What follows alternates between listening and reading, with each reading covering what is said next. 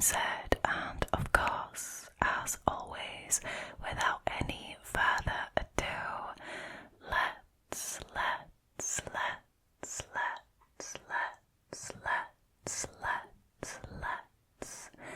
get into tonight's stories, shall we? Alrighty, jumping in with the first story, which was originally posted by a Redditor called Florianizer. Their story is called "My Brother Saw a Ghost as a Kid. 2 decades later, I realized what he actually saw." I was about 7 years old, my brother about 10.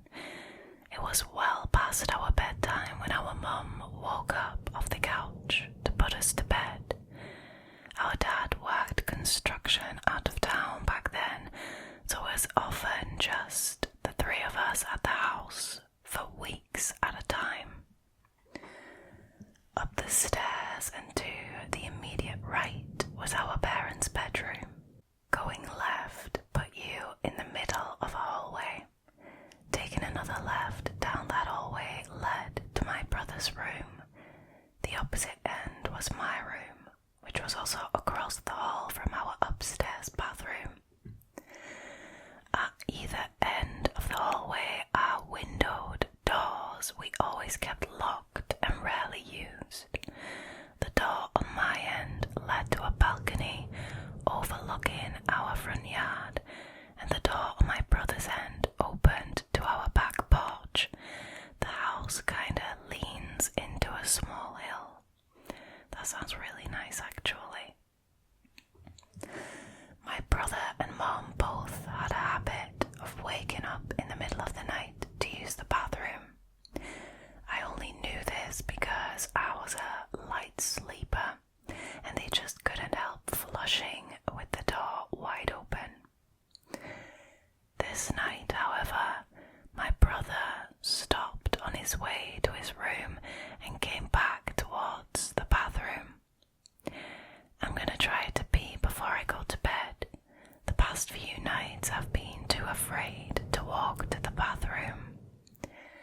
I keep seeing a man wearing stripes at the end of the hallway. Now, I don't know if my mum wrote it off as my brother telling ghost stories to try to scare me, or if she was already half asleep and didn't catch it, but she didn't react at all to my brother's confession. I, on the other hand, was terrified by it. The fear of seeing a ghost like that at the end of the hallway or through the windows is the reason I started running from the stairs to my bedroom at night. Years later, when I was 18, my mum and I were having a conversation in her car about a dog we had for a very short time when I was little. We were sharing stories about Max's tendency towards destroying my shoes and other unruly behaviours when my mum blurted out, "Do you remember that time I opened the front door for the cops and Max ran inside to the kitchen and started tearing open that big bag of dog food we had?" This really caught me by surprise because in all the years I lived in the house, we never once called the cops. I asked her what she was talking about, and she looked equally surprised, as if she had just revealed something by accident. "Oh, that's right. I never told you because you were too young at the time." One night I woke up hearing noises outside my window, and when I looked, I saw a man staring into my bedroom. She went on to describe how turning on the lights caused him to take off running, and how she grabbed my dad's weapon before calling the cops. I can't remember all the details I gave them when they showed up. Tall, white male wearing a striped shirt and jeans, short, dark hair,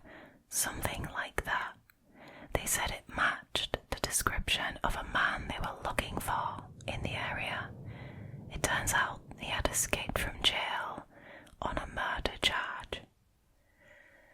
Now, I know it sounds so obvious hearing those two stories back to back, but it wasn't until a few years ago, in my mid-20s, that I pieced together that my brother had unknowingly warned us about a murderer who spent multiple nights casing our home.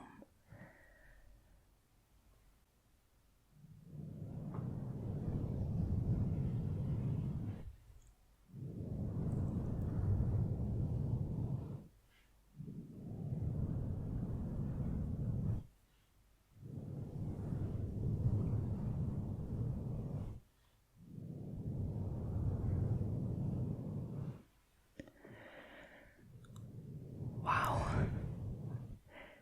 Now, the OP also clarifies in the comments that when his brother said that he kept seeing this man wearing stripes at the end of the hallway, he most likely meant that he saw the man through the window of the locked door at the end of the hallway. This is a wild story. I mean, as if thinking for years that your brother saw a ghost multiple times in your house or just outside the window isn't bad enough. Finding out that it actually wasn't a ghost, but it was an escaped convict, you know, on a murder charge, no less.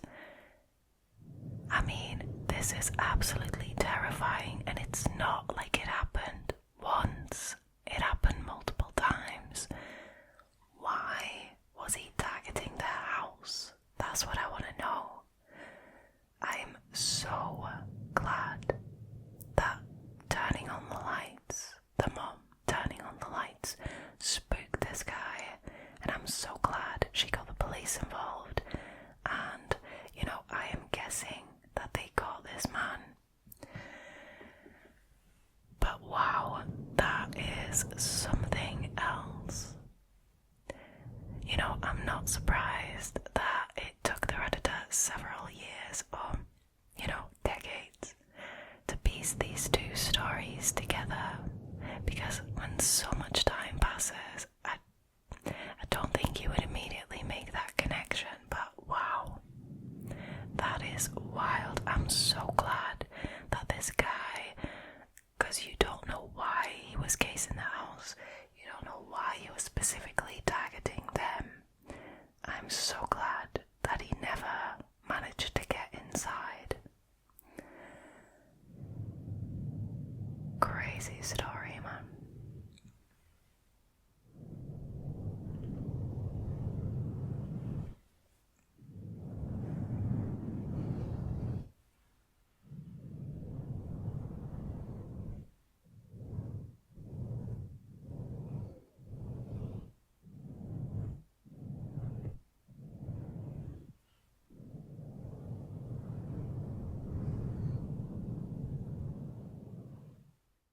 Alrighty, moving on to the next one, which was originally posted by a Redditor called RagingCUNextTuesday.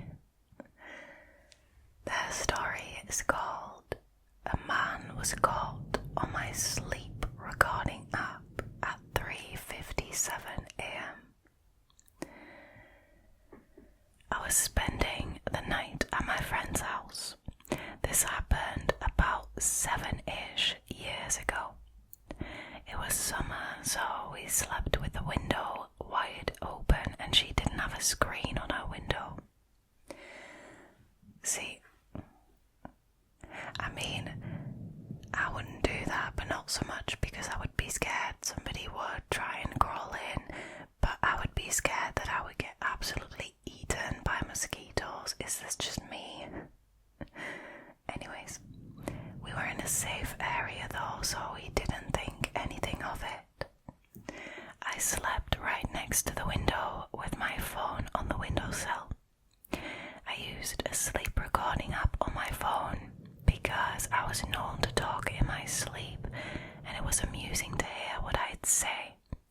Also, important note, we were completely home alone that night. This time though, when I went to check my sleep recording app in the morning, my phone had recorded a man's voice. The first thing sounds like a grunt. Her window was high up, but not second story high. Her house was on kind of a slope. Then we heard a man say, "Oh, hello," in a loud, almost cheery voice. And then at the end of the recording you could hear the man whisper, "Oh God, something's wrong." Thank the heavens, nothing happened that night. We weren't sure who the hell it could have been. It sounded like a full-grown man, and as mentioned, no one was home. I never slept over at her house after that, which I felt bad for because she was absolutely petrified to sleep in her room again. She also never slept with her window open again. We don't know if he was trying to break in, if maybe he thought it was a buddy's house, but then saw 3 teenage girls all sleeping together. I'm not sure, but I still get goosebumps listening to that recording. I still don't sleep with my windows open, and I live nowhere near her now. Wow.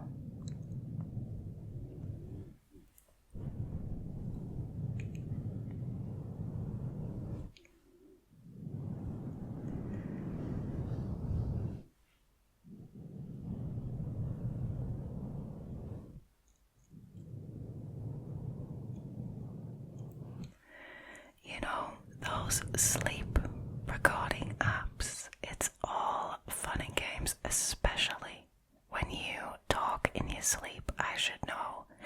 I talk in my sleep. I use one of those apps, and like I said, it's all fun and games until you get a recording in the morning and you listen to it, and it is clearly not you. And you can't explain who it is or what it is even. I mean, also the fact that it was at 3:57 a.m. There shouldn't be a guy right outside the window to the point where the sleep recorder could have picked it up. I mean, that is sketchy, I'm not gonna lie, and I can't imagine how terrified those girls must have been listening to that recording in the morning, thinking that they were just gonna have a laugh and listen to what this particular friend, this Redditor, had said in her sleep during the night. When I had a sleep recorder, one of those apps, like I said, it was funny in the beginning.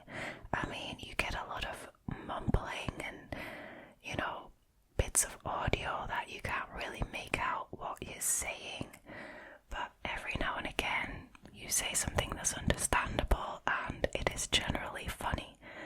But then one morning really, when I went through the recordings, I heard this sort of weird grudge-like sound almost. You are familiar with the Grudge, I'm guessing. It was terrifying.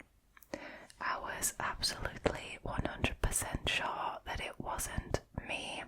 My phone used to sit on my nightstand right next to me, and this sounded like it came from further away. And, you know, it was incredibly unsettling, and I immediately deleted the app, thinking that that would solve the issue. If there is a scary ghost in my bedroom, I'd rather not know about it. Wow.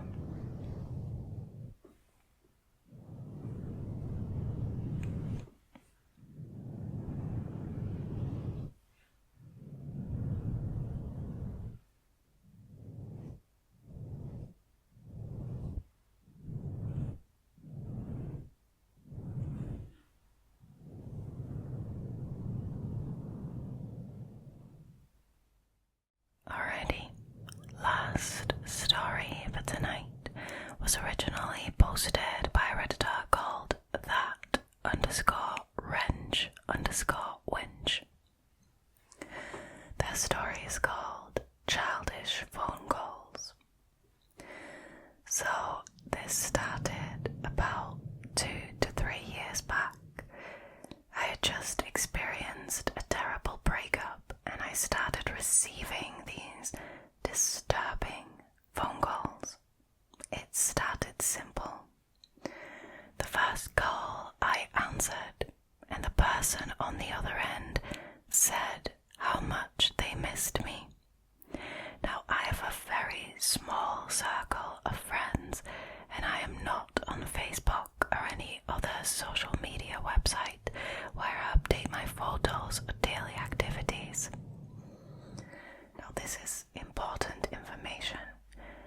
I know that the ex I just split up with had nothing to do with the following. The first call, like I said, was simple. They said they missed me. I asked who it was and they said, "It's me. Don't you remember?" So I hung up and they immediately called back, crying, upset that I was being mean, quote unquote. The caller was clearly an adult male, but they were talking as though they were a very young child, around 6. You know, I can't help imagine them sounding like Tiny Tim if you're familiar with this creator and his videos that he makes. Anyways, it's not funny. This is actually incredibly terrifying to be receiving phone calls like this. Now I hung up again and they didn't call back. Looking back, I should have blocked the number, but as I mentioned, I just got blindsided by a breakup and I wasn't thinking clearly. Then they kept calling. They would call and if I didn't answer, they left messages saying how pretty I looked with my blue sweater that day. Oh no. I mean, stalker alert. Or that they knew how I took my coffee now and said that they would remember it for when we finally went out for a drink together. Oh, this is bad news. This is bad news. I mean, it's one thing to receive these creepy phone calls, okay? But when they start giving you accurate details and information about your life that they would only know if they've been watching you, I mean, that's on another level. I blocked the numbers they would call from another. I answered one day, yelling at them to leave me alone, and I hung up again. When they called back, it wasn't the boy who wasn't a boy, but his quote-unquote mother. She was very upset, said I was hurting her boy by not wanting to play. Oh God, this is actually giving me chills. No, I'm not here for it. And you could very clearly hear the boy crying and screaming in the background. At this point, it dawned on me that this wasn't a joke or a prank or something. There was something seriously wrong with these people, and they were obviously watching me. Yeah, that is the most terrifying part. For a few weeks following my breakup, I had to live in my car.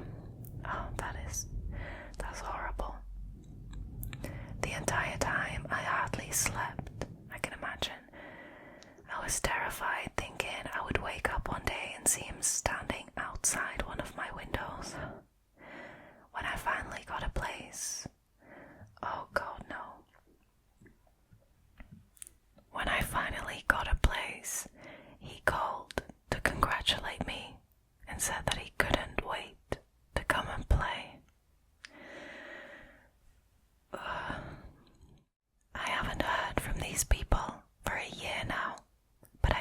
my phone after a very busy workday and I noticed that I had 10 missed calls, and I am terrified to check my voicemail. I've reached out to the police, but they won't do anything since I haven't been explicitly threatened, and they have advised me to just block calls. I'm going to change my number, but I'm terrified that the calls will continue even after that, and that it will upset them further.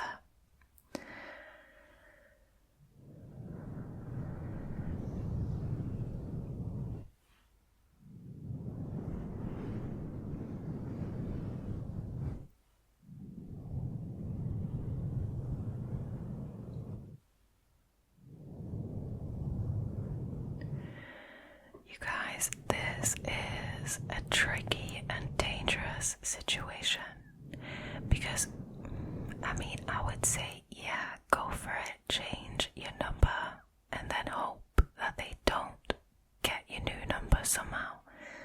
But because of the fact that you know that these people are watching you and they've kept it up for a long time, you know that these people are watching you, that in and of itself is a huge problem that could escalate even further. The creepy statements, heck, even, the creepy voice pretending to be a child, pretending to be the child's mother, that is terrifying enough in and of itself. But to know that these people are watching you because they are giving you details about your life that they could only know if they had actively been watching you or they had seen you. I'm so disappointed that the Redditor plucked up the courage to go to the police about this, and the police once again says, sorry, we can't do anything about this because this person hasn't actively threatened you. Explain to me how it is not a threat to know that somebody is actively watching you and that person is making sure that you know that they have their eye on you. How is that not threatening, scary, or dangerous? That is the problem. It always needs to escalate in order for the police to be able to do something, and that, in my opinion, is wrong. Why wait and sit around until things get even worse, as if they aren't bad enough already? Now, unfortunately, there aren't any updates to this story. I checked, so there is no way to know whether the Redditor is safe, whether the calls ever stopped, whether these people ever stopped watching the Redditor. I can only hope so. I can only hope that the Redditor is safe and the situation never escalated further. It went far enough as it was. So, yeah, I hope wherever the Redditor is that they are safe and they aren't being bothered by these people anymore.